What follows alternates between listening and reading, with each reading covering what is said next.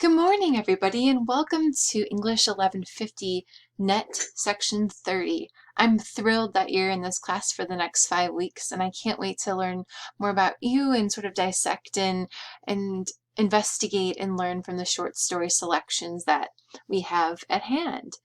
My name is Professor Ashley Ott, and I will be your um, fearless leader over the next few weeks, and so please reach out to me at any point during the semester. I'd love to chat with you through email and/or virtual office hours. This brief tutorial will actually simply cover some of the tools that you have at hand on the Blackboard site and also outline some of the expectations and course goals for you. I began with our syllabus. If you log into our Blackboard page, clicking on the welcome video, you can link yourself to the syllabus right here in the toolbox. I've included a quote by Eudora Welty, and she's sort of talking a little bit about what fiction is, especially short stories. She says, the first thing we see about a short story is its mystery. And in the best short stories, we return at the last to see mystery again. And so please join me in thinking through the ways in which these authors in the coming weeks sculpt different kinds of mysteries, investigations, queries in the short stories that we're reading. This particular course is a study of selected short stories, as you know. The stories are read and discussed to increase your understanding and enjoyment of this literary form. There are 3 course goals that we're going to address, which I'll outline in just a moment. A side note that there is no required textbook for this course. You must have a Google account because we're going to be doing lots of collaboration through various Google platforms. And so I hope that this helps you in terms of, saving money on textbooks, but also being able to sort of handle and discuss and collaborate with these documents more fluidly than if you had sort of a textbook in front of you. And so I hope part of this class helps you learn a little bit, some strategies for investigating and reading writing that is digital. So the 3 main course objectives that we're going to be addressing is to develop a critical appreciation of short stories, analyze and discuss the themes and structural elements of short stories, and finally to recognize the ways short stories function as statements about life. Rather than being sort of an isolated moment, how do these short stories in fact reflect and sort of inform our understanding and experience of being human? Please read through the rest of the syllabus in more detail at your leisure, especially in terms of how you email me. I have lots of emails coming in from different classes and different correspondences, so please, if you could make it clear just in the subject line what section you're in, provide some sort of salutation, and let me know sort of what kind of a query or comment you'd like to send my way. I'm always thrilled to get emails, so please drop a line. I have some specific policy information also in the syllabus that you can read through. It has to do with withdrawals, incompletes, and also specifically netiquette. So any behavior, whether online or in person, that is not in keeping with COD Student Code of Conduct will result in you being asked to leave the class. So I haven't had any problems, and I'm very excited that we can collaborate online, especially during this particular pandemic. So we'll stay safe, and hopefully we will all be sort of respectful, and I expect everyone to be generous and sort of conducive to a learning environment. Nearing the end of the syllabus, I have a brief outline of what we're going to be doing and how we're going to be doing that. So again, as you know, you've signed up for a 5-week term, and so how does that look in terms of turning things in? Unit 1, I'm going to have you turn your first sort of pieces of your assignments in on Thursday, and then the follow-up replies to those particular activities by Sunday. Please note that subsequent weeks, things are going to be due Wednesday and Friday. That's sort of just a more simple timeline, because then it allows you the weekend to do whatever you wish. But I do want to, since we're beginning class on a Tuesday, to have sort of those deadlines for the first week a little bit different than the rest. So please note that change there for Unit 1. Things will be due on Thursday this week and Sunday this week. And when I say due, I refer to it being the end of the day. So 11:59 p.m. is sort of the final deadline for Sunday, for example. Please be checking your email regularly. I will be corresponding with you quite frequently, and specifically through announcements. I'll send an announcement that you can view both through the Blackboard website, but I will also copy that announcement into your email so that you're not missing anything. But that's something that you need to be checking every day in this 5-week classes emails. I won't be sending them every day, but I will be available to answer your questions every day if you have them.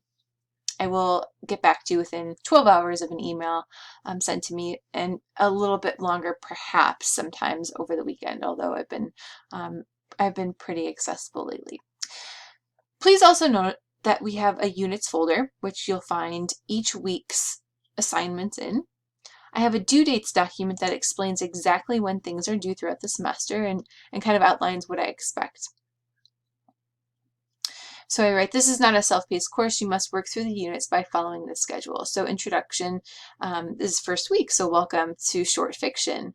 We're going to be reading 2 short stories. Well, 1 essay, Why I Write Short Stories, and then a short story, The Swimmer by John Cheever. And so the assignments, again, as mentioned earlier, are due Thursday and Sunday, July 5th. You'll note that the following week, Unit 2, Narrative Structure and Point of View, we will be doing something that's due Wednesday and Friday.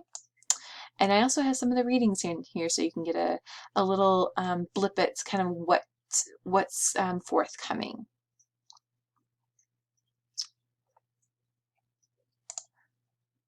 Please also pay attention to the grading guidelines document. So we have 3 course goals, and so each week we have 3 assignments that mirror those goals. The 3 assignments are terms and concepts, where you're going to be reading a little bit about a term and a concept and applying that to our shared slide deck. We have a reading collaboratively activity, which basically means I've converted all of our short stories to Google Docs, and I hope that you and expect that you will read through those documents and make comments and replies to my specifications for that week, which again I will outline under the units category. The final thing that you'll be doing every week is posting a discussion board, and we're hosting these discussion boards. They're going to actually be links to a portfolio that you're going to build out as a Google site. So every week I'm going to ask you to build a new page on a Google site, and you'll link that particular page within our discussion board on Blackboard. So I outline here terms and concepts are actually 50 points. Our entire semester's point count is going to be out of 1,000 points. So, terms and concepts should read 50 points. Your close reading assignments, of which we'll have 2 every week, are 50 points each with a total of 100 points. And then the discussion board posts, which will be 50 points. And so all of those will add up to 200 points each week with a grand total of 1,000. One final note is you can find a little bit more about me if you're interested on the Professor Ott link, tool link. I have just a brief kind of teaching philosophy and then also a short recording of who I am and what I'm doing. So thank you so much for your attention. Before we move on to the unit section, I wanted to just briefly introduce you to what is a short story. How many of you have read short stories before? What are some of your favorite short story authors, titles, subjects? And what is a short story? A short story is actually defined as just a brief fiction or prose narrative, and it most often involves one unified episode. It doesn't go on as a novel might. It's just one simple unified episode.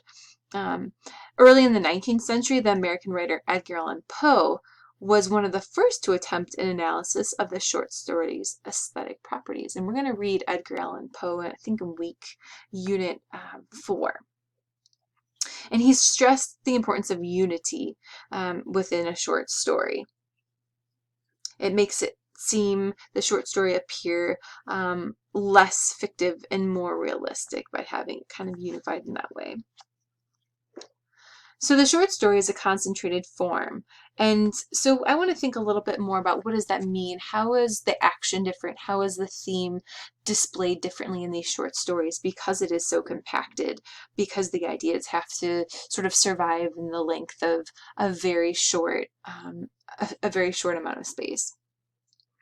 For most readers, the basic appeal of storytelling lies in the unity of the narrative pattern, suggesting connections and coherence in experience. And when writers go beyond this appeal and ignite our imaginations, they do so by touching us intellectually and emotionally through language. Using the elements of fiction, they enchant us by evoking our thoughts and feelings about the mystery of human experience, and then we catch a glimpse of what life is like from its reflection in the story. I'm going to end our brief introduction video, welcome video, with some strategies for thinking about how we read short stories. So the first time you read a story, you might find yourself concerned primarily with arriving at the end to figure out what exactly is happening in the story, seeing how the author resolves the plot. The second time, however, and I mentioned, so thinking about when you read these stories, you might come back to them more than once. A second time, however, you can focus on getting there, seeing how the author invents and shapes the narrative by using the elements of fiction. And so that's how this class is going to be especially helpful to you, is by not only reading through and understanding what's happening, but kind of moving into a higher level, a more elevated level of understanding by thinking through and carefully dissecting how the writer gets to where the writer arrives. The novelist John Gardner states in his Art of Fiction the following: "For most readers, complete emotional grasp of a good piece of fiction does not come automatically. The chief reason is that the inexperienced reader often takes too much of the story for granted. He fails to be pleased by excellent touches in characterization because he accepts uncritically all characterization, competent or incompetent, wherever he finds it. And he fails to empathize with characters because he has missed characterization and thus does not know how the characters feel. In the beginning, the reader must study stories closely and open-mindedly, and must discipline himself to catch emotional qualities, whether or not the story seems at first glance to deserve such study." I look forward to embarking with you on this adventure in the next 5 weeks and getting to know you a little bit more in the activities that are forthcoming in Unit 1. Thank you.